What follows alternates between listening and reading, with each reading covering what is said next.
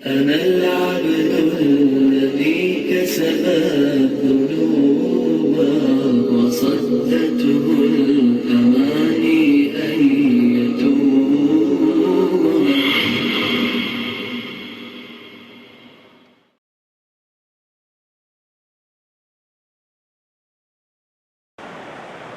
आज हम बात करेंगे डीमोनेटाइजेशन पर कि डीमोनेटाइजेशन क्या है, नोटबंदी क्या है, नोटबंदी क्यों होती है और नोटबंदी कब कब हुई है और नोटबंदी करने से फायदे क्या है, नुकसान क्या है। तो आप सबसे पहले ये जानिए कि डीमोनेटाइजेशन विमुद्रीकरण का सही तात्पर्य है जब किसी देश की सरकार अपने पुरानी मुद्रा को कानूनी रूप से बंद कर देती है तो इस प्रक्रिया को डीमोनेटाइजेशन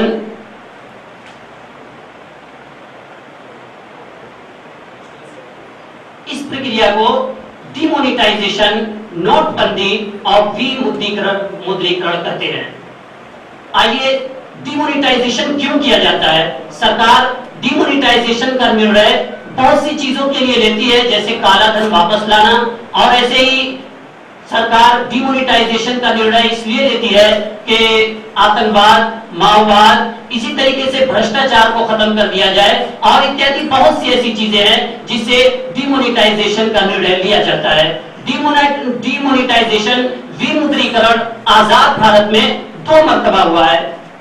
1978 मोरारजी जी देसाई के दौर में 1000, 5000 और 10,000 की नोट को बंद किया गया था, और ऐसे ही 2016 में 8 नवंबर को, आप हजरात को सही से मालूम है कि रात्रि 8 बजे श्री नरेंद्र मोदी जी ने यह ऐलान किया था कि आज से रात्रि 12 बजे के बाद तमाम 500 और 1000 की नोटें लीगल टेंडर नहीं रहेंगी, यानी 500 और 1000 की नोट को डीमोनेटाइज कर दिया था। तो डीमोनेटाइजेशन का मतलब भी समझ गए, डीमोनेटाइजेशन कब होता है और कब कब हुआ है ये भी समझ गए। अब आइए हम आपको बताते हैं कि डीमोनेटाइजेशन के क्या फायदे हुए और क्या नुकसान हुए। इसके लिए हमारे साथ बने हुए हैं बीजेपी के प्रवक्ता मिस्टर शमीम खान जी। शमीम साहब, आप ये बताइए कि आपने डीमोनेटाइजेशन का जो आपकी सरकार ने निर्णय लिया है, तो आपने किस संक्षेप में निर्णय लिया है? आप बहुत कठिनाइयों से गुजरे हैं, जनता भी कठिनाइयों में गुजरी है, तो फिर आपको क्या फायदा हुआ डीमोनेटाइजेशन पर इतना बड़ा निर्णय लेने का? सर्वप्रथम मैं आपका आभार प्रकट करना चाहूंगा कि आपने अवसर प्रदान किया कि मैं डीमोनेटाइजेशन जैसे विषय पे अपना टिप्पणी करूं और अपना प्रतिक्रिया दूं। इसके लिए मैं आभारी हूं, हृदय से आभार प्रकट करता हूं। देखिए,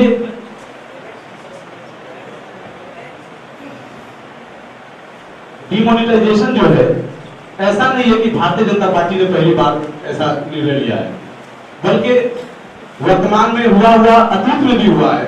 आप आजाद भारत से पहले जाएंगे, 1946 में भी हुआ, और भूतपूर्व प्रधानमंत्री श्री मोरारजी जी देसाई के वक्त में भी हुआ, और 2016 में हुआ। ये क्यों हुआ?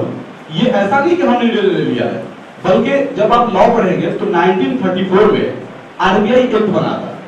तो उस एक्ट में ये प्रावधान था, प्रोविजन है, उसमें ये कहा गया है, और खुद संविधान निर्माता बाबा साहब अम्बेडकर ने लिखा है 1939 के अपने बुक में the problem of Indian rupees, उसमें उन्होंने मेंशन किया इस चीज को कि हर 10 साल में विमुद्रीकरण होना चाहिए, नोटबंदी होनी चाहिए। तो ये हमने कोई नई चीज नहीं की, बल्कि अतीत में भी हुआ और हम वर्तमान में भी इसको किए। और रही बात हमारे संकल्प से, हमारे निर्णय से, अगर देश हित में किसी की जान गई तो उसके लिए हम दुख प्रकट करते हैं, हम दुखी हैं। हमारे लिए एक आदमी भी महत्वपूर्ण है, 100 आदमी की जान गई तो बहुत बड़ी चीज है, इसके लिए हम दुख प्रकट करते हैं, हम दुखी है इस चीज से। आपने सही बात कही। आप ये बताइए कि जैसे कि दुनिया में अब तक के 10 बड़े डीमोनेटाइजेशन हुए हैं, यूनाइटेड स्टेट में, चाइना में, जापान में, जर्मनी में, यूके में, और भारत में आजाद भारत से पहले 1000 की नोट बंद हुई थी 1936 में, और फ्रांस में, और ब्राजील में, इटली में, कनाडा में। लेकिन इस तरीके से डीमोनेटाइजेशन कभी नहीं हुआ था जो 2016 में 8 नवंबर को हुआ है। तो क्या आपको आइडिया नहीं मालूम थी? इस तरीके से आपकी सरकार ने एक बैग बगैर किसी प्लान के, बगैर कोई सोचे समझे इतना बड़ा फैसला ले लिया जिससे जनता बहुत दिनों तक परेशान थी और आज भी परेशान है। नहीं, ये आप सही नहीं कह रहे भाई। जनता परेशान क्यों है? हमारे देखिए, भारतीय जनता पार्टी का साफ विचारधारा है।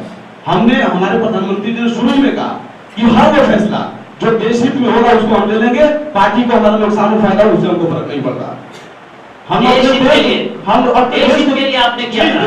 इरफान सर हमारे साथ कांग्रेस प्रवक्ता बने हुए हैं। इरफान सर, आप बताइए, देश हित के लिए नोटबंदी का निर्णय लिया गया था, आप क्या कहेंगे इस पे? देश हित का मतलब ये है कि 150 लोगों की जान ले ली जाए। हमने तो उससे खेद कर दिया, हम उससे सर मेरा टाइम सुन लीजिए। नोटबंदी के टाइम थोड़ा समझने की जरूरत है कि नोटबंदी के टाइम प्रधानमंत्री मोदी जी ने क्या कहा था, वो समझ ले। एक बात कही थी कि काला धन वापस लाया जाएगा, दूसरी बात कही थी कि जो जाली नोट चलन में है उनको खत्म कर दिया जाएगा, तीसरी बात कही थी कि आतंकवाद को जो फंडिंग हो रही है उस पर बैन लग जाएगा, वो भी खत्म हो जाएगा। ये तीन बातें मेन पॉइंट थी प्रधानमंत्री मोदी जी की। पहली बात में आता हूँ कि काला धन वापस आने की बात कही। काला धन कितना वापस आया? 1600 करोड़ रुपए। और 1600 करोड़ रुपए हासिल करने के लिए प्रधानमंत्री मोदी जी ने क्या किया? पूरी आवाम को, पूरी जनता को, पूरी इंडिया की पब्लिक को लाइन में खड़ा कर दिया। बताइए, ये आपकी आइडियोलॉजी है कि 1600 करोड़ निकालने के लिए आप पूरे भारत को लाइन में खड़ा कर देंगे? दूसरी बात, काला धन किसके पास होता है ये समझने की जरूरत है। कॉमन सी बात मैं कहता हूँ कि काला धन किसके पास है? रिक्शा चलाने वाले के पास है, या मजदूरी करने वाले के पास है, या चाय बनाने वाले के पास है, या पकौड़ा बेचने वाले के पास है। इनके पास तो काला धन नहीं होता। होता किसके पास है? जो बड़े बड़े उद्योगपति हैं, बिजनेसमैन हैं, जो लखपति करोड़पति, उनके पास काला धन है। आप पूरी उस टाइम को देखिए जब नोटबंदी हुई, एक भी आपको अमीर आदमी नहीं मिलेगा जो नोट जमा करने के लिए लाइन में खड़ा हुआ हो। तो काला धन के लिए आपने नोटबंदी की, और काले धन में कौन लोग खड़े हुए? आवाम और गरीब। इसका मतलब ये हुआ कि प्रधानमंत्री मोदी जी ये कहना चाह रहे हैं जो उद्योगपति हिंदुस्तान के हैं वो काला धन नहीं रखते, जो गरीब मजदूर लोग हैं वो काला धन रखते हैं। दूसरी बात सर सुनिएगा, मेरा पॉइंट ले लीजिए सर, पॉइंट ले लीजिए। 1600 करोड़ निकालने के लिए मैं एक कॉमन सी बात कह रहा हूँ, एकदम पॉइंट की। क्या है कि 1600 करोड़ निकालने के लिए आपने खर्चा कितना किया?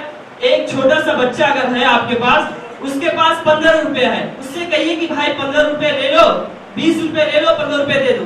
कोई अकलमंद आदमी ये नहीं कहेगा कि 15 रुपया हासिल करने के लिए 20 रुपए खर्चा कर दिया जाए। यहाँ 1600 करोड़ हासिल करने के लिए नोट बंद करने के लिए सरकार ने 1600 करोड़ लाने के लिए 2100 करोड़ रुपए खर्च किए हैं सर जी। आप इसका जवाब दें। सुन लीजिए, इनका सवाल अहम है, मैं निश्चित तौर पे जवाब देता हूँ। इन्होंने 2-3 लांछन लगाए भारतीय जनता पार्टी पे। ये कह रहे हैं, एक आंकड़ा इन्होंने दिया कि भाई 16 देख के और 21 लग गया। अरे भाई, जिन परिस्थितियों से देश गुजर रहा था, भ्रष्टाचार, कालाबाजारी, हवाला, हमारी पार्टी को एक कठोर संकल्प लेना था। और ऐसा नहीं है कि वो राजनीतिक लाभ के लिए, उसमें हमारे लोग भी कतार में खड़े हुए, आप लोग भी कतार में खड़े हुए। आप किसी का नाम बताएं जो आपके मंत्री खड़े हो या आपके हमारे वर्तमान प्रधानमंत्री श्री आदरणीय मोदी जी वो खड़े थे, अपनी बूढ़ी माता को भेज दिए। इससे बढ़ के क्या चाहिए? बूढ़ी माता पे अत्याचार करेंगे? आप ये बताइए कि और कोई मंत्री बीजेपी का खड़ा हुआ था, आप खड़े हुए थे? इसका मतलब तो ये हुआ सर, इसका मतलब ये कि प्रधानमंत्री मोदी जी की माँ के पास काला धन था। अरे यार नहीं बोलिए ना, आप बोलिए काला धन था। नहीं, आप लोग देखिए, आप निश्चित नहीं है, आप सीरियस होइए भाई। आप एक सवाल कर रहे हैं तो सवाल का जवाब सुनिए। आपने ऐसा बेटा तो दुनिया में पहली बार आया कि जो अपनी नोट जमा कराने के लिए माँ को भेज दी। सर समझिए सर, आप सीरियस, इसी वजह से आपको जनता ने बैक पे करके पीछे भेज दिया। आप सुनिए, बात सुनिए। आपने एक सवाल किया तो उसका जवाब निश्चित तौर पे मैं दे रहा हूँ। अगर मैं ना दूं तो मैं दोषी हूँ, लेकिन बात तो सुनिए। संतुष्टि रखिए सर। शमीम सर आप जवाब। जिन परिस्थिति से हम गुजर रहे थे, हमको एक कठोर संकल्प लेना था।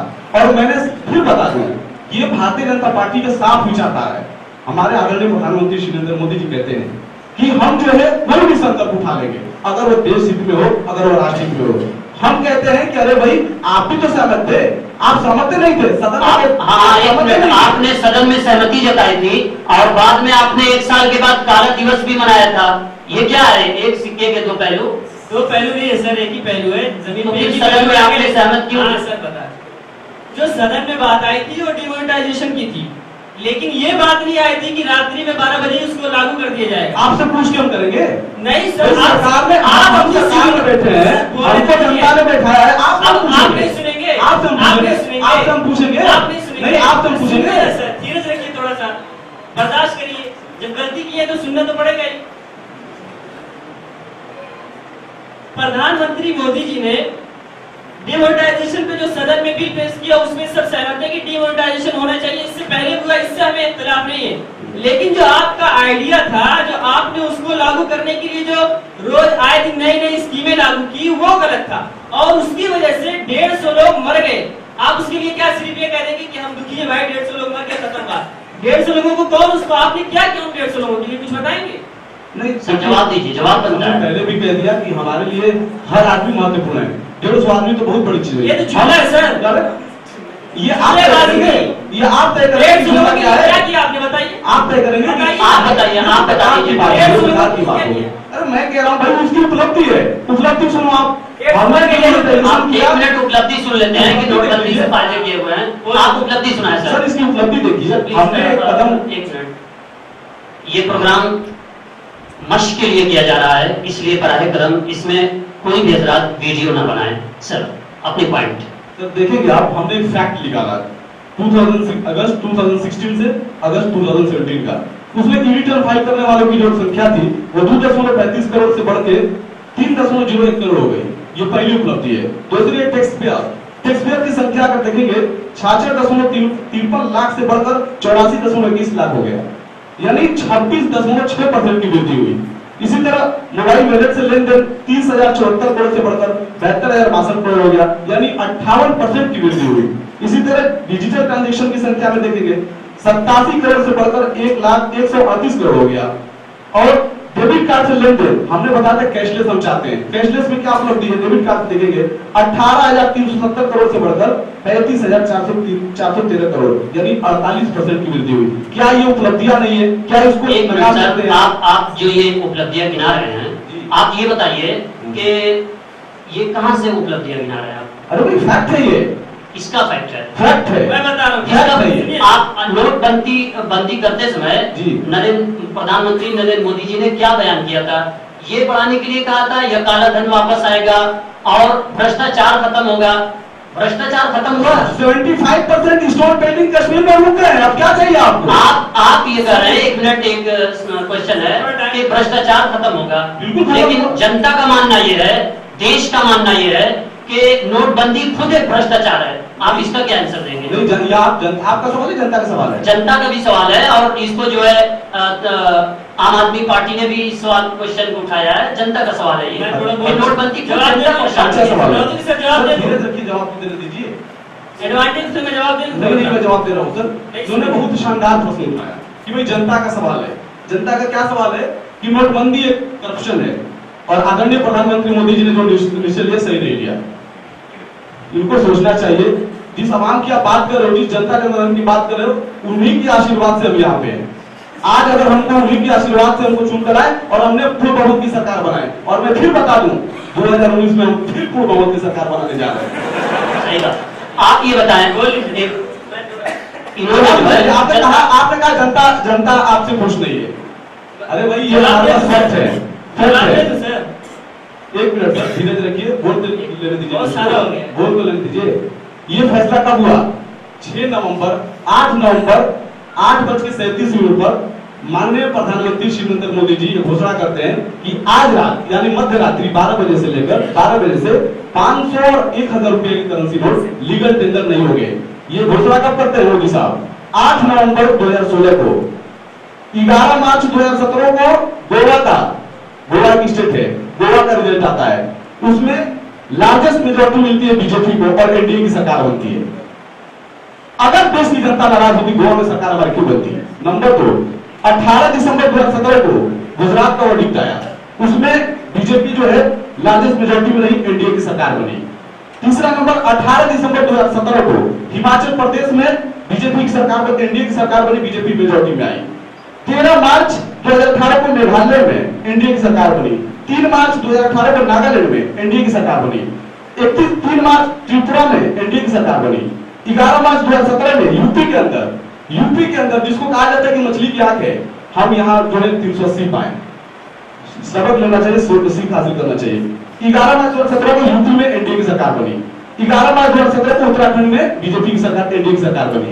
अगर देश की जनता हमसे नाराज होती तो हमको क्यों बोलना चाहिए इसमें? ये सबसे बड़ा सवाल है कि हमारे विश्वास से देश की जनता खुश है। इरफान सर आप जवाब दें, नोटबंदी पर आप सरकार को घेर रहे हैं और आप ये बता रहे हैं कि जनता विरोधी ये फैसला था, निर्णय था, तो आप बताइए कि जनता क्यों फिर सरकार बीजेपी को चुन रही है? उत्तर प्रदेश में जनता क्यों बीजेपी को चुन रही है? आपको क्यों नहीं चुन रही है? बहुत सारे सवाल आ गए, अगर उनका जवाब ना आए तो ऐसा लगेगा कि 2019 ही जीत गए। तो जीत रहे मेहनत करके फिर से देखिए। सबसे पहले इन्होंने टैक्स पेयर और कैशलेस की बातें की, उस पर थोड़ा सा मैं बता दूं आपको हकीकत क्या है। इन्होंने कहा कि रिटर्न फाइल करने वाले, टैक्स भरने वाले की इन्होंने एक तादाद दी है, आंकड़ा दिया है कि 2 करोड़ 80 लाख डिमोनेटाइजेशन के बाद आया है, टैक्स पेयर हुआ है। तो मैं ये कह रहा हूँ कि देखिए बीजेपी का एक अजीब सा फंडा है ना, जो चलता है वही बता देंगे कि यही कामयाबी है, ये नहीं बताएंगे कि इससे पहले क्या था और इसके बाद क्या हो रहा है। वो अभी सुन ले सर, अभी जो चल रहा है सिर्फ उसको बयान कर दिया, उसको बता दिया कि 2 करोड़ 80 लाख लोग टैक्स भर रहे हैं। लेकिन मैं लेके आया हूँ फैक्ट सर, पूरा गाइड लेके आया 2016-2015 की, उसको सुन ले। उसमें क्या लिखा है कि 2016 तक 15 और 16 का ये है कि टैक्स भरने वालों की तादाद 3 करोड़ थी, टैक्स भरने वालों की तादाद 3 करोड़ थी और डिमोनेटाइजेशन के बाद 2 करोड़ 80 लाख हो गई। सुन ले सर, आपका टाइम आएगा आप बोलिएगा, सबक तो कर ले थोड़ा सा। तो 3 करोड़ लोग डिमोनेटाइजेशन से पहले टैक्स पेयर करते थे और 2 करोड़ 80 लाख डिमोनेटाइजेशन के बाद हुई। ये इसको तरक्की मान रहे हैं कि 20 लाख लोग कम हो गए, इनके लिए तरक्की है।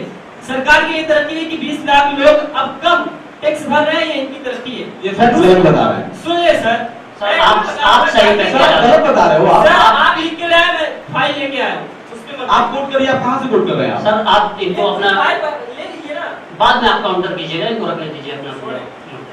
कैशलेस की बात कर रहे थे, वो भी सुन ले, कैशलेस में क्या हुआ है उस पे क्लेरिफिकेशन दीजिए ना, आप जो फैक्ट दिए कहां से आपने कोट किया इसको? ये पूरी सरकारी को है।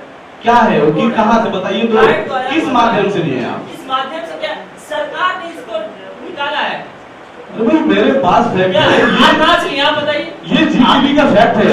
जीटीवी का फैक्ट। अरे सर आपने जीटीवी का फैक्ट है ये। अरे जीटीवी को क्यों बीच में ला रहे हो? बात है किसको, किसने गोद लिया है? आपकी पार्टी में तो गोद लेने का काम चल ही रहा है। देखिए आप जीटीवी को गोद नहीं लेंगे आपने। देखिए आजाद भारत में आप आजाद ऐसे नहीं लगा सकते। अरे आजाद भारत में हम भी रहते हैं। आपके प्रोफेशन को चैलेंज किया जा रहा है। सुनिए, आप किसी आप दूसरे कंधे पे बंदूक क्यों रख रहे हैं? अपने आप नहीं लगा सकते सर। क्या आप कहना चाहते हैं कि जिन्हों उसका फैक्ट सत्य नहीं है? अरे क्या इसकी वास्तविकता नहीं है? आप ये कहना चाहते हैं? इस पे बात नहीं, आप ये कहना चाहते हैं? मैं बता दिया ना सर, मैं आप आपका फैक्ट डिमोनेटाइजेशन पे आइए। सर इसकी वजह से संस्था ने आपको पैक करके वापस भेज दिया। इसमें खुश रहिए ना सर, खुश रहिए सर, 2019 में फिर भेजेगी आप। खुश रहिए, खुश रहिए। मोबाइल ट्रांजैक्शन की बात कर रहे हैं ये। देखिए मोबाइल में जो घोटाला किया इन्होंने ये नहीं बताया। मोबाइल में क्या कहा कि मेक इन इंडिया, अब इंडिया में मोबाइल बनेंगे और चाइना से मोबाइल की अब पुर्जे आ रहे हैं, यहाँ पर नहीं रहा मोबाइल, उसके पुर्जे आ रहे हैं और उसको सिर्फ जोड़ के बना दिया जा रहा है कि मेक इन इंडिया है, मेड इन इंडिया। ये गलत हो रहा है। इसमें कितना घोटाला किया आपने? 37 करोड़ का घोटाला किया मेक इन इंडिया के नाम पे। घोटाला की बात मत करो, मेरे पास मैं आपके सारे बातों का जवाब दे रहा हूं, सुने। डिजिटल ट्रांजैक्शन की आप बात कर रहे थे।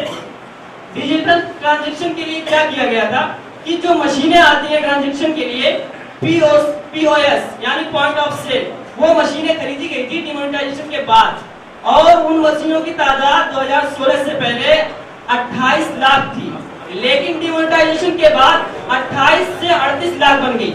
और अब हालत ये है कि जो पहले ट्रांजैक्शन होते थे कैशलेस के नाम पे अब ये कर रहे थे, अब जितने भी कैश थे पहले उससे ज्यादा कैश मार्केट में आ गए हैं, उससे ज्यादा कैश मार्केट में आ गए हैं। तो जो सर आपने अपना पक्ष रख लिया है, 1 मिनट।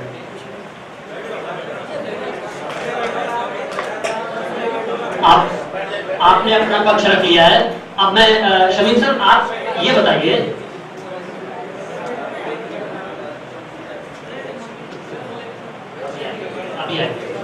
आप सर ये बताएं कि आपको ये नहीं लगता कि आप नोटबंदी के कठोर संकल्प से कई लोगों के जाने गए, आपके नोटबंदी के कठोर संकल्प लेने की वजह से कई लोग परेशान हुए, तो आपको देश से माफी मांगनी चाहिए आपकी सरकार को, ऐसा नहीं लगता?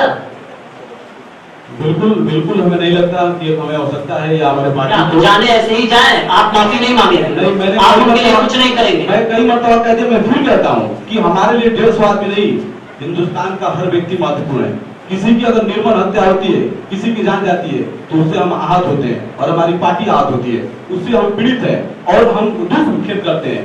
लेकिन इसका ये मतलब नहीं, देखिए हिंदुस्तान जिन परिस्थिति से गुजर रहा था, करप्शन, भ्रष्टाचार, काला बाजारी, हवाला, हमको एक कठोर संकल्प लेना था और हमने उसको लिया। तो फिर भ्रष्टाचार खत्म हो गया, भ्रष्टाचार खत्म हो गया, आप बताएं। काला धन कहाँ है बताइए ना। बिल्कुल हम बता रहे हैं। अरे भाई कल सारे माफिया उत्तर प्रदेश छोड़ के भाग गए। आप देख लेंगे क्या होता था उत्तर प्रदेश में, क्या होता था। हम एक स्टेट जिसमें हम रह रहे उसी की बात कर रहे हैं। सर एक मिनट, सारे माफिया भाग गए, यहाँ सारे माफिया भाग गए, आप सही कर रहे हैं। ये देखिए हमारे पास फैक्ट है यहाँ सारे सर मुझे बोल दीजिए। एक मिनट सर, एक पार्टी की प्रतिनिधि बुलाए सर, मुझे सुनना पड़ेगा। आप पूरा आपका ये अधिकार है कि प्रश्न करेंगे, तो मेरा अधिकार है। आपसे आधा प्रश्न हुआ है, पूरा प्रश्न ले लीजिए, आप पूरे का उत्तर दीजिए। आधा उत्तर देंगे सब नहीं समझ पाएगा। आप कह रहे हैं कि माफिया भाग गए, विजय माल्या, ये देखिए ललित मोदी और संजय भंडारी, जतिन मेहता, छोटा मोदी, मेहुल भाई, ये लोग क्या थे, गरीब थे कि माफिया थे? क्वेश्चन अच्छा है, जवाब सुनिए, हमको कंप्लीट कर लेंगे। Yes sir. इन्होंने कई ब्लेम लगाए भारतीय जनता पार्टी पे और कई इन्होंने उदाहरण दिए, ये ललित मोदी और सोन मोदी को विजय माल्या भाग गए। मेरा सीधा साधा इनसे प्रश्न है, क्या विजय माल्या हमारी सरकार में बना, इनके सरकार में बना? क्या हमने उसको करोड़पति बनाया? नहीं, आप उसकी जिम्मेदार है और वो उनकी जिम्मेदार है। हमने उनके विजय माल्या नहीं बनाया। क्वेश्चन आंसर पूरा करने दीजिए। सर बोल लेने दीजिए, धीरज तो रखिए। सर यही काम आप लोग सदन में कर रहे थे, जनता ने भेज दिया आपको वापस। वही काम 2019 में फिर कर रहे हैं आप लोग। इन्होंने कई लिस्ट दी, साक्ष्य दिया है। ये मेरे पास लिस्ट है, ये लिस्ट में क्या लिखी हुई है चीज, list of the corruption done by Congress, जो कांग्रेस के शासनकाल में करप्शन हुए। सर ये क्या है, ये उपलब्धि है कांग्रेस की। इसमें 2G स्कीम है और जो है मिसेस पाठक, हम बहुत ज्यादा डीप नहीं जाना चाहेंगे क्योंकि एक बात इन्होंने कही, देखिए अगर कोई सवाल कर रहे हैं तो निश्चित तौर पर उसका जवाब होना चाहिए। भाई जनता अपने वक्त को यहाँ दे रही है तो वो सर आप आंसर दें, जवाब दीजिए। आप लोग बोलने ही नहीं दे रहे मेरे को। नहीं तो आप बोलते रहे, आप सुन कर लीजिए सर, धीरज रखिए, धीरज रखिए। ये कह रहे हैं कि करप्शन में आपने, आपकी सरकार ने क्या किया, आपकी क्या उपलब्धि है। भारतीय जनता पार्टी ने अगर करप्शन को खत्म करने के लिए सबसे पहला कदम उठाया, सबसे पहली चीज का जो निर्णय लिया वो हमने आरटीआई उसका गठन किया, एसआईटी का गठन किया। एसआईटी क्या है, स्पेशल इन्वेस्टिगेशन टीम। और ये हम नहीं, कांग्रेस के सरकार, कांग्रेस के दौर में सुप्रीम कोर्ट ने फटकार लगाया, ये फैक्ट है हमारे पास, ये मैं आपको बता, सुप्रीम कोर्ट ने फटकार लगाया और कांग्रेस, ये लास्ट में सुप्रीम कोर्ट 2014 में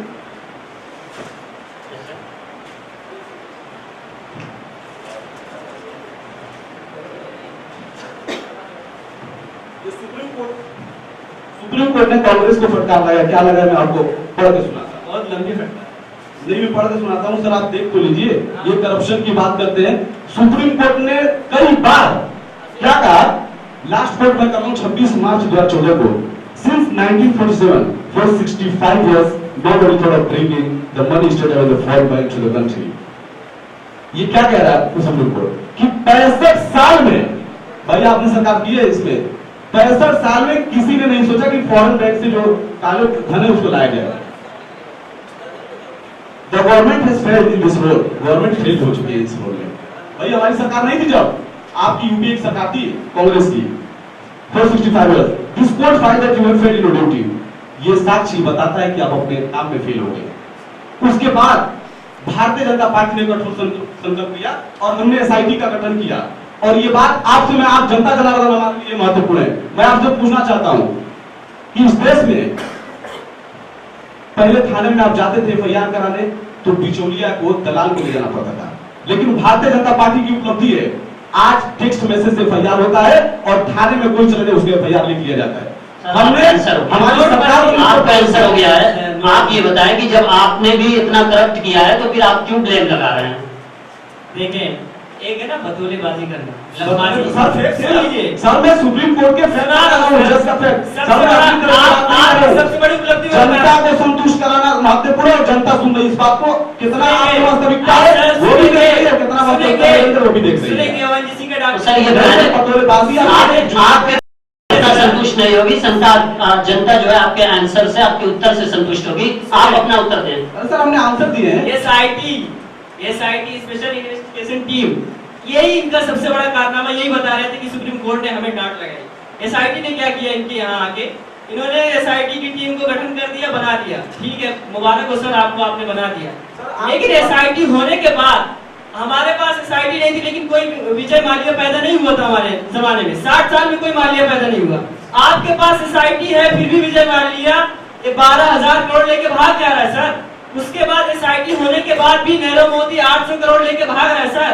गुजरात से 4 बैंकों का दिवालिया निकल रहा है। SIT है, क्या कर रहे हैं आप बताइए? SIT साहब ने क्या जवाब दीजिए सर। SIT है और तो फिर क्यों बात रहे हैं? SIT से क्या किया? मैं भी जवाब दे रहा हूँ और ये जो लिस्ट है कांग्रेस के दौर में जो घोटाले हुए SIT बताइए ना सर, मैं भी ला रहा हूँ। आप घोटालों का जवाब मैं भी दीजिए। लेके आया हूँ। जवाब देना SIT से क्या किया? सुनिए चिल्लाने से जनता संतुष्ट नहीं होने वाली है। वो तो जनता जान हम नहीं क्या इक्कीसवीं हुआ है। सदी में जी रहे हैं, हम 21वीं सदी में जी रहे हैं। वो दौर बीत गया जो आप लोग करते थे। आज हमारे समाज में टाइम पास करने से फायदा सर, नहीं। आज टाइम हमारे बहुत समाज कम है में सर, टाइम बहुत सबसे बड़ी कम है। आप जवाब तो सुनिए, जवाब दूंगा। आज सबसे बड़ी उपलब्धि है कि हमारे समाज की महिला आकर बीच में हमारे बोल रही है। ये SIT की उपलब्धि बताइए। SIT की वो तो लेने दीजिए। आप लोग तो ऐसा लग रहा है कि कांग्रेस के प्रवक्ता हो गए आप। SIT की उपलब्धि बताइए। आप पत्रकार हो, आपको निष्पक्ष होना चाहिए। आप मैं निष्पक्ष हूं। बड़े पार्टी के प्रतिनिधि के तौर पर मुझे बुलाया है, तो ये आपका दायित्व है। क्या आप मेरे जवाब को सुनेंगे? आप मेरे जवाब को सुनेंगे? आपका अधिकार है, आप प्रश्न करेंगे। मेरा अधिकार और मेरा दायित्व है कि मैं जवाब दूंगा, आपका जवाब दूंगा। मेरे प्रश्न का जवाब दीजिए। अपने से प्रश्न और अपने से उत्तर मत बनाइए। आप SIT पे जवाब दीजिए। मैं SIT पे आ रहा हूँ। SIT पे जवाब 1-to-1 डिस्कस करोगे तो ऐसा नहीं होगा। जवाब सुनिए, आप धीरज रखिए। आज हमारे समाज में महिला बीच में आके बोल रही है कि हमारे साथ भेदभाव हुआ। ये इस बात का प्रमाण है कि अपने आप को सिक्योर फील कर रही है। आज से पहले क्यों नहीं बोलती थी? हमने सबका साथ सबका विकास माननीय प्रधानमंत्री आदरणीय नरेंद्र मोदी जी ने लिया था। हमारे लिए सब महत्वपूर्ण है, हमारे समाज की महिला भी, हमारे समाज के पुरुष भी। और ये सबसे बड़ा प्रमाण है कि आज हमारी महिलाएं हमारे बीच आके बोल रही है। और SIT की बात करते हो सर, एक लीगल प्रोसीजर होता है। लीगल प्रोसीजर होता है। अगर विजय माल्या चले गए सर, विजय माल्या चले गए तो उसकी कानूनी है, उसकी कानूनी लड़ाई हमारी सरकार कर रही है। उसके जो लीगल प्रोसीजर वो चल रहा है। लेकिन SIT क्या कर रही है? SIT का प्रोसीजर है। ऐसा नहीं होता है कि हम प्लेन लेकर जाएंगे, उसको कैश करके चले जाएंगे। कानून है। और दूसरी चीज सर, ये एक वास्तविकता है, आप लोग भी इससे संतुष्ट होंगे कि देश की जब भी तरक्की होगी जब हर समुदाय, हर धर्म, हर जाति, हर वर्ग, हर स्तर के लोग, हर स्तर के लोगों को मुख्य धारा से जोड़ने का काम किया जाए। आज एक मिसाल में देता हूं, यहाँ 99% लोगों के पॉकेट में फोन होंगे और फोन में ये कह रहे थे नहीं बड़े बड़े को नाम ले रहे हैं। हमने अगर बड़े बड़े को साथ में रखा तो उससे जनता का फायदा करा है, पॉकेट नहीं भरे, पूंजी घोटाले में अपने बेनिफिट नहीं किया है। आज जियो का दिन है। पहले अब क्या होता था, 298 का पैक कराते थे, खोलते थे, बंद करके रख देते थे, तो ये महीना चला गया। आज जो है जियो का दिन है कि हर आदमी, हमारे जैसे गरीब आदमी और आप जैसे हर आदमी जो है आज 2GB नेट इस्तेमाल कर रहा है। सर मैं हमारे हमको हर समाज को लेकर चलना है। आपकी एक मिसाल SIT की बात करते हो। जब पूर्व बहुमत की सरकार है, सर सुन तो लीजिए, धीरज तो रखिए सर, सुन तो लीजिए। SIT में बोल रहा हूँ। SIT का मतलब क्या समझते हैं आप? कि हम जाए उसको कैश करके लेते हैं? अरे भाई लीगल प्रोसीजर है, चल रहा, बातें चल रही, वहां की गवर्नमेंट से बात चले, उनको हम सरेंडर कराएंगे। उसकी एक समय सीमा है। ऐसा नहीं है कि आप जब बंद करेगा कैप्चर कर लोगे आप, तो वो कर रहे हैं। वो माल्या ने क्या कहा? चल रही है। माल्या ने क्या कहा था बताऊं? एक हफ्ता 2 हफ्ते पहले क्या कहा? अरे भाई क्या कहा?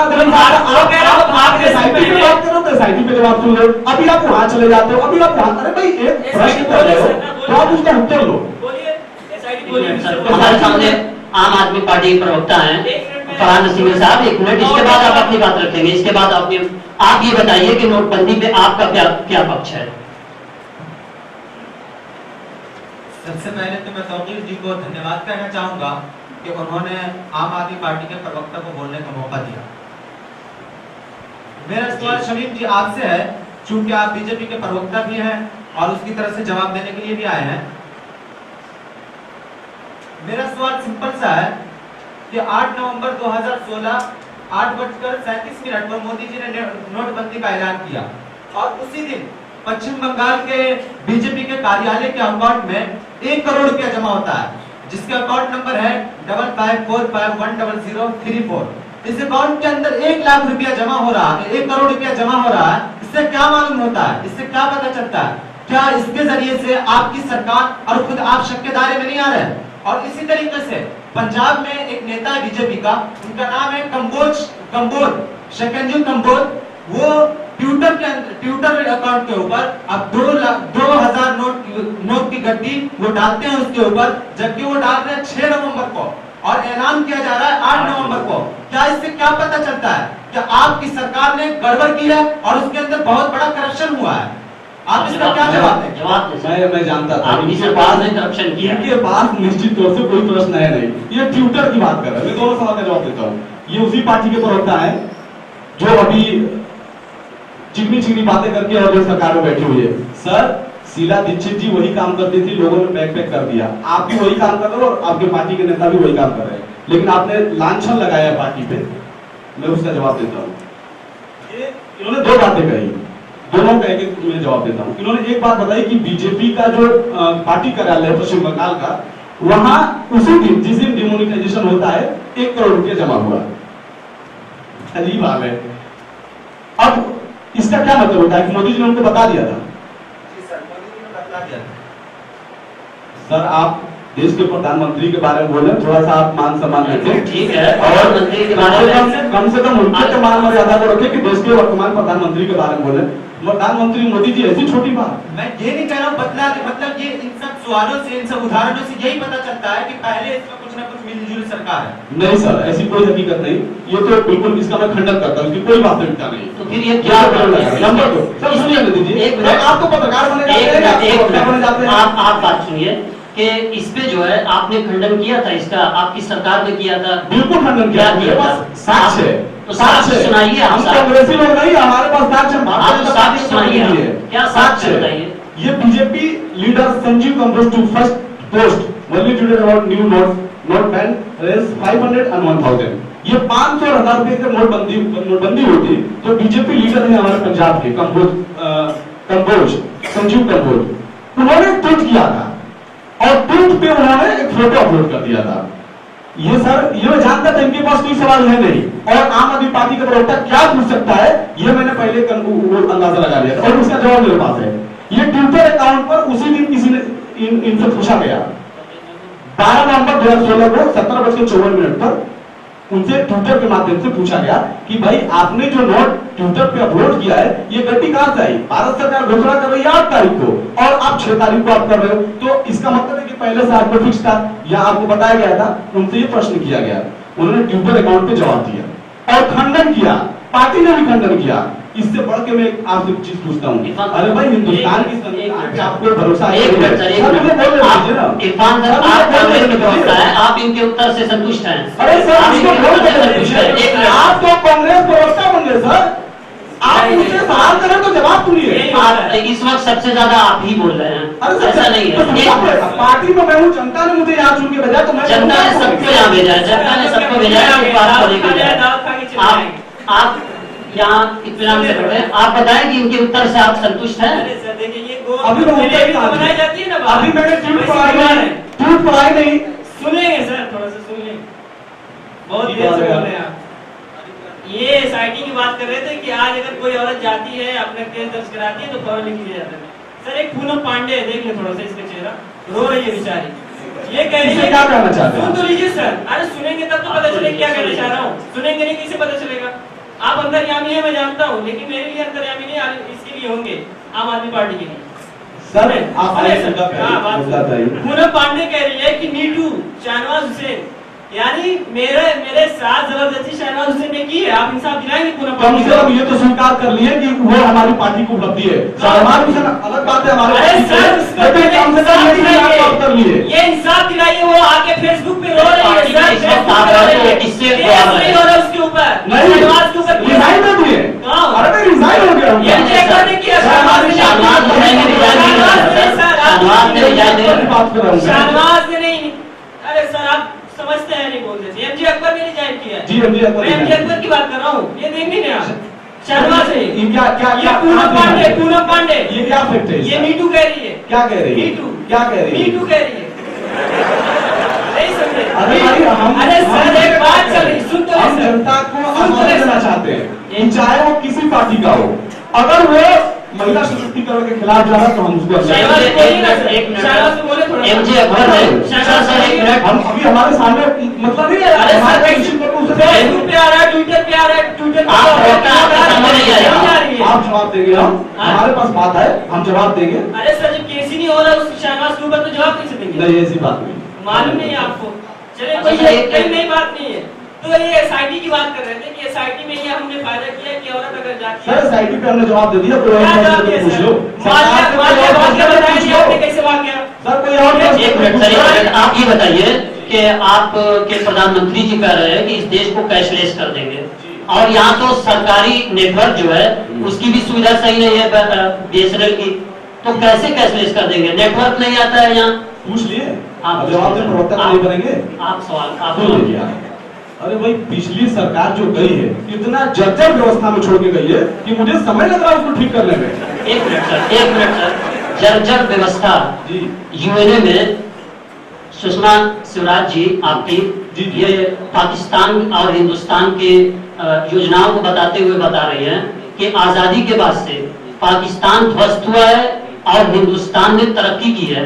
तो आप इधर एक मिनट हमसे सर, पाकिस्तान से एक क्या मिनट होता है? सर, हमसे बात- पाकिस्तान अबे कंपेयर बात कर सुनो। रहे हैं, ऐसे नहीं कर रहे हैं। बात तो आप सुनो। बराबरी कर रहे हैं। सर, आप कंपेयर कर रहे हैं तो आप चाइना से करिए जो हमसे कंपेयर कर रहे नहीं, हैं नहीं। पाकिस्तान से आजादी के बाद से हिंदुस्तान ने तरक्की किया है, हिंदुस्तान ने जो योजनाएं बनाई हैं और उसके बलबूते पे तरक्की किया है, ये आपकी पार्टी के सुषमा स्वराज जी कर रही है। तो आप ये बताइए सर कि वो तो तस्लीम कर रही है कहीं न कहीं कि आजादी के बाद से 60 साल कांग्रेस के थे, लेकिन फिर भी कुछ योजनाएं ऐसी हैं जिससे हिंदुस्तान ने तरक्की किया है। बिल्कुल तरक्की किया। फिर जर्जर कैसे हुआ? तरक्की किया आजाद भारत के जर्जर बाद कैसे हुआ? सुनिए, बोलिए ना, आजाद भारत के बोलिए बाद ना। हम प्रोग्रेस किए, हाँ। हम विकास की छड़ी में गए हैं, लेकिन आज 21वीं सदी में हिंदुस्तान के अंदर कई हजार ऐसे ग्रामीण एरिया है जहां बिजली नहीं पहुंची थी और भारतीय जनता पार्टी ने वहां बिजली पहुंचाने का काम किस किया। गांव में पहुंचाया सर? कोई 4000 बताइए सर सब निकालिए आप। बताइए ना सर। 4000 अब यहाँ एक नाम गिना, बताइए। एक नाम गिना है आपको।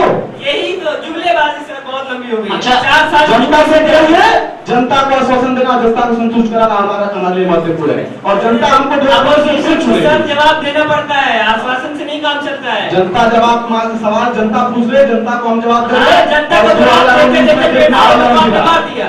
2019 के जवाब लिए। देते देते 150 लोगों को मार दिया। एक मिनट सर, इलाहाबाद जर्जर था, जी। अब प्रयागराज हो गया, ऐसा ही हो गया है। देखिए आप ये सवाल करना चाहते हैं, उसके नाम को बदल दिया गया। ये क्या हुआ? अरे भाई बाबर के दौर में बदला गया था, आज हम पावर में आए, हम बदल दिए। सुनिए ना सर, मैं बताऊं? आप बताएं। थोड़ा सा बोलिए। ये आप तय करेंगे कि क्या नाम बदलना है। हम देख अरे भाई इस देश ये में ना- एक मिनट सर, क्या गरीबी नाम बदलने से चली जाएगी? क्या भुखमरी नाम बदलने से चली जाएगी? ये हम नहीं कैसे कह चली रहे, जाएगी? ये हम नहीं कह रहे कि गरीबी नाम इरफान सर, आप अपना पक्ष रखिए। लेकिन नाम एक बदलने मिनट से सर। नाम बदलने से तरक्की अरे सर मुद्दा क्या है ना, आप डिमोनेटाइजेशन पर मुझसे बुलाए हैं, आप बुला लीजिए किसी दिन मैं इलाहाबाद में बोल दिए ना, आप इलाहाबाद में काहे बोल दिए तब? आप इलाहाबाद में आप मुद्दा से बोलेंगे, आप मुद्दे पे आइए। जब रुपया हमारे पास है तो उसका पाउंड क्यों नहीं नाम रख देते? डॉलर खुद लुढ़क जाएगा हमारे सामने। अरे भाई- नाम बदलिए ना सर। अरे भाई- आपके यहाँ सुनिए ना सर, आपके यहाँ स्मृति ईरानी है, उसको इनके पास कोई प्रश्न है नहीं डिमोनेटाइजेशन सर, अब ये मुद्दा से भटक गए। स्मृति ये ईरानी आवाज को का नाम क्यों बदल दिया क्यों नहीं गया? कहते? मुगल सराय का नाम सुनिए क्यों ना बदल सर, दिया गया? अरे जवाब भाई दीजिए ना। आप इस पे बात कर रहे हैं, किसी दिन बुला लो, मैं इस पे जवाब दूंगा। जवाब आपने आप बोला है डिमोनेटाइजेशन पे आप सवाल करिए। सही बात है, सवाल उसी पे होना चाहिए, लेकिन आपने इलाहाबाद का जवाब क्यों दे दिया? नहीं आप बार कह रहे हैं। मैंने नहीं कहा, आगे दो। मैंने कब कहा? बात करिए। मैंने कब कहा? आपने जवाब दे दिया तो आपने आपसे मैं फर्क ही नहीं कर पा रहा हूँ कि ये बीजेपी प्रवक्ता है या ये पत्रकार है। वो तो आपका आप कंफ्यूजन है कैसे सर, बोल रही वो हैं? आप नहीं कह आप- पाएंगे सर। आप ये बताइए कि क्या नोटबंदी से जीडीपी में कोई गड़बड़ी आई है, जीडीपी घटा या बढ़ा है, इस पे आप बताएं। हमारे जो साबिक प्रधानमंत्री हैं मनमोहन सिंह, उन्होंने तो साफ कहा था, सदन में खड़े होकर कहा था कि ये लीगल डकैती है और 2% जीडीपी गिरेगी और गिरी हो, और इन्होंने डकैती की, मैं डकैती गिना रहा हूं। सबसे पहले बीजेपी की जो सदर है अमित शाह, मुझको बोलने दिया जाए। सुन ले सर, सुन लेना, मैं आपके बारे में बहुत सुनता हूँ, थोड़ा सुन ले, धीरज रखें थोड़ा सा। क्या अमित शाह के लड़के ने, जय शाह, 2013 और 14 में सिर्फ 6000 का मालिक था वो, 3 साल के अंदर वो माफी चाहूंगा कि मुझे कहना पड़ा, आप थोड़ी सी मान मर्यादा में, अमित शाह आपसे बड़े जी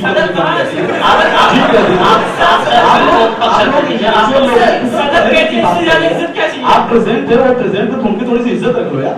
सदर तो कहा, इससे ज्यादा इज्जत और चाहिए कुछ? अमित शाह प्रधानमंत्री कहते हैं, प्रधानमंत्री कहते हैं, आप लोग तो प्रधानमंत्री को भी कह देते हैं, प्रधानमंत्री वर्तमान प्रधानमंत्री है, प्रधानमंत्री तो नहीं है। अपना पक्ष रखे आप।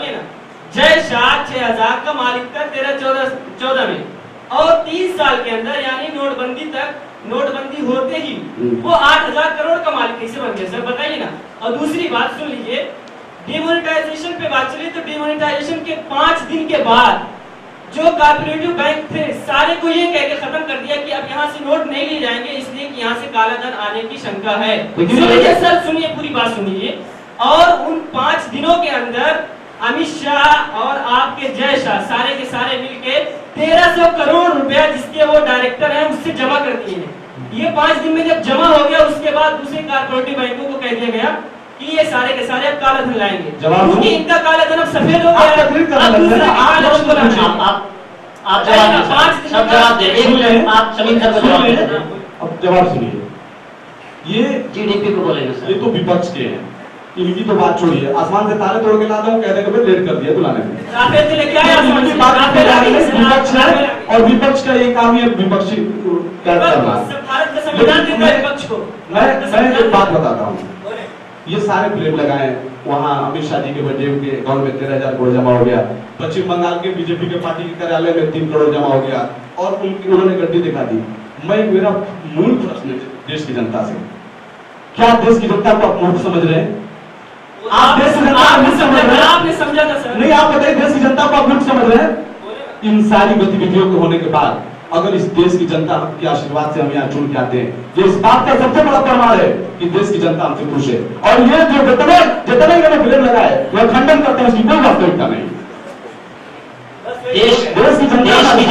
देश की जनता ने आपको क्यों नहीं जनता को संतुष्ट करना। सही बात है, देश की जनता ने आपको क्यों नहीं चुना? फिर कहाँ नहीं चुना? उत्तर प्रदेश में आप फेल है बिल्कुल। उत्तर प्रदेश की बात बार-बार उत्तर प्रदेश में इसी नाम पे चुनाव हो रहे थे, बीजेपी वालों ने भ्रष्टाचार कर दिया, नोटबंदी कर ली, जनता ने पैक कर दिया आपको, जमानत जब्त हो गई। सुनेंगे थोड़ा सा? सर मैं तो सुनूंगा, मैं तो जनता का प्रतिनिधि हूँ। जनता के लिए भारतीय जनता की नहीं, भारतीय जनता का भी, जनता हमारी तो, हमें जनता नहीं तो हमें यहाँ चुन के भेजा है, जनता के आशीर्वाद से भी यहाँ बैठे हैं। हम आज से दावत खा रहे हैं सर, ये कांग्रेस सरकार नहीं है सर, हम लोग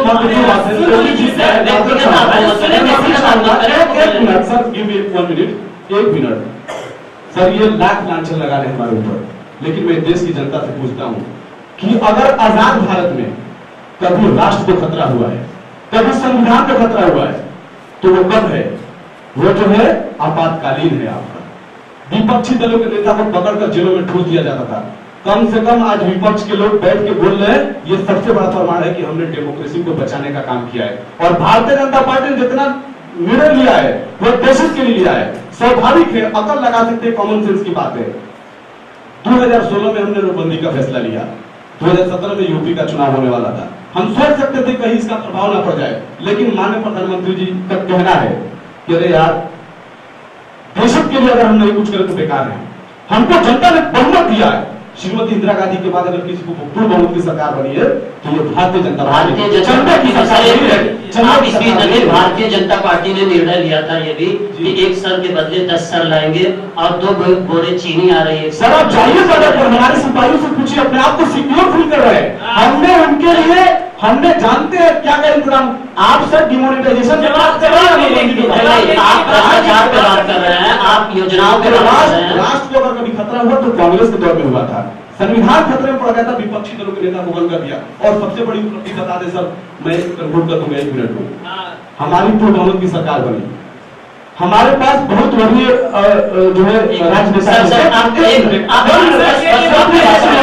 आइए नोटबंदी पे हमने से एक छोटा सा ब्रेक और ब्रेक के बाद बात होगी जीडीपी पे कि क्या नोटबंदी से जीडीपी गिरी या नहीं। अब एक छोटा सा ब्रेक लेते हैं। 1 मिनट सर, नोटबंदी से 1 मिनट सर, आपने अपना पक्ष रख लिया है, जनता समझ रही है। आप 10 मिनट ले चुके हैं। 1 मिनट सर, आप 10 मिनट ले चुके हैं, जनता समझ चुकी है। जीडीपी पे क्या असर हुआ है नोटबंदी का या नहीं, आप बताएं।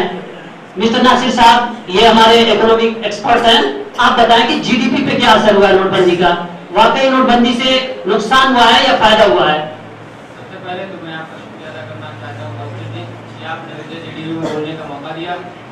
जीडीपी क्या है, जीडीपी कब शुरू हुई, किसने शुरू किया, इस पर मैं कुछ कहना चाहूँगा। किसी भी देश की अर्थव्यवस्था को मापने का एक मापदंड जिसको जीडीपी कहा जाता है, उसमें होता यह है कि एक तय समय से एक तय समय तक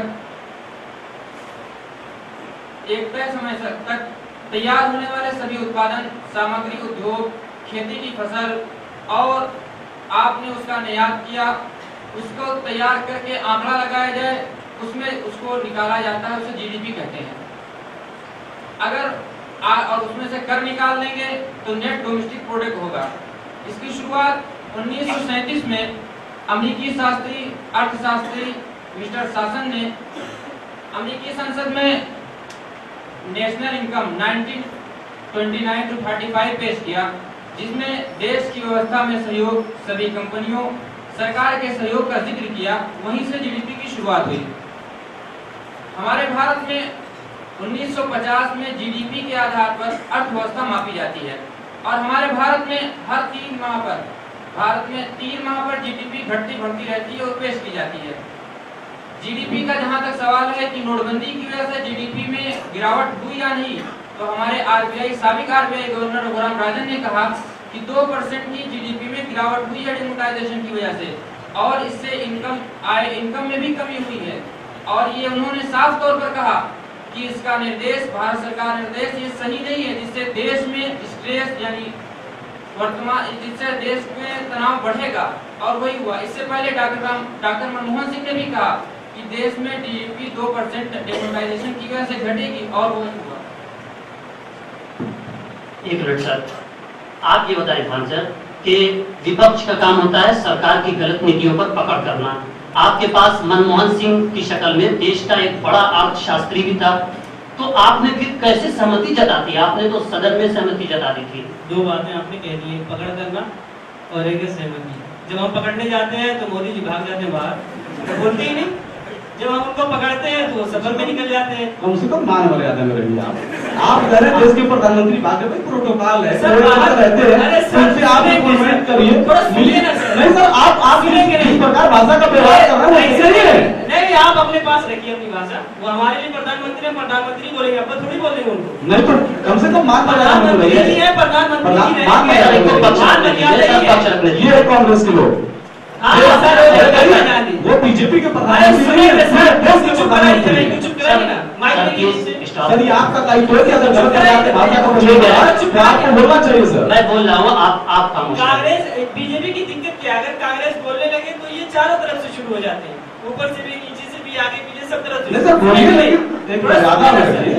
मर्यादा में है सर जी सर। प्रधानमंत्री जी बोल दिया, इससे ज्यादा क्या मर्यादा चाहिए? एहसान कर रहे हैं आप? नहीं, एहसान क्या कर रहे हैं सर आप? ये कांग्रेस के लोग एक नेता अपना पक्ष रखिए सर। अपने आप को सिविलिस्ट कहते हैं और देश के प्रधानमंत्री को प्रधानमंत्री बोल रहे हैं, तो अपने आप में बहुत स्ट्रॉन्ग फील कर रहे हैं। पक्ष रखने दीजिए सर, काम की बात हो। विपक्ष की बात चली, थोड़ा हो जाने दीजिए। बोलिए आप, तो जनता देखिए पकड़ करने की जहाँ तक बात है, तो हमारे मनमोहन सिंह ने खड़े होकर सदन में खुद कहा था कि अगर डिमोनेटाइजेशन हो रहा है तो होए, लेकिन उसका ये जो इन्होंने पूरा कानून बनाया और उसको डायरेक्ट जाकर उसको रिफ्यूज कर दिया, लाकर उसको नाफिज कर दिया, और उसके बाद उसके लिए ना कोई तैयारी की ना कुछ की। आपको मैं एक थोड़ा सा डाटा देता हूँ कि उस टाइम के जितने भी गवर्नर्स थे और उस वक्त के जितने भी जो काम करने वाले थे बैंकों में, उनके यहाँ ये होता था कि जब बैंक में पैसा आ रहा था डिमोनेटाइजेशन के वक्त जमा हो रहा था, तो उस वक्त कोई भी मैनेजर पूरा कलेक्शन करने के बाद, नोट को जमा करने के बाद जब तक गिन नहीं लेता, वो जा नहीं सकता था अपने घर को। लेकिन उस वक्त जो मैं काम बता रहा सर एक मिनट सर, ये आपसे लास्ट क्वेश्चन है और इसके बाद जो है हम इसको समाप्त करेंगे डिबेट को, कि आप ये बताइए, देश जानना चाहता है, जनता जानना चाहती है कि प्रधानमंत्री श्री नरेंद्र मोदी जी ने जो भाषण दिया था कि 50 दिन के बाद जिस चौराहे पर चाहे जनता खड़ी कर ले, अब भी अर्थव्यवस्था सही नहीं है, तो बताइए कि वो चौराहा कहाँ है? सर, इसका जिम्मेदार मैं नहीं हूँ। अगर हिंदुस्तान में अर्थव्यवस्था अभी भी ठीक नहीं है तो उसके जिम्मेदार पुरानी सरकार है। इतनी जर्जर व्यवस्था को छोड़ रहे, हम बराबर इम्प्लीमेंटेशन कर रहे हैं, लेकिन समय लगेगा सर। 50 दिन क्या हुआ? आज आपको नोट नहीं मिल रहे हैं, एटीएम में आपको पैसे नहीं मिल रहे हैं सर, कैसी बात कर रहे हैं? आपको बीजेपी का पक्ष अभी भी यही है कि डिमोनेटाइजेशन से बहुत से फायदे हुए हैं, जबकि कांग्रेस अभी भी अपने घेरे में ले रही है। अब इसी मुद्दे पर इंशाअल्लाह फिर गुफ्तगू होगी मुल्तकन निकाश वर्ल्ड बेवारी मिलने के प्लेटफॉर्म से। इसके साथ आज का ये डिबेट समाप्त होता है। That's all, thank you.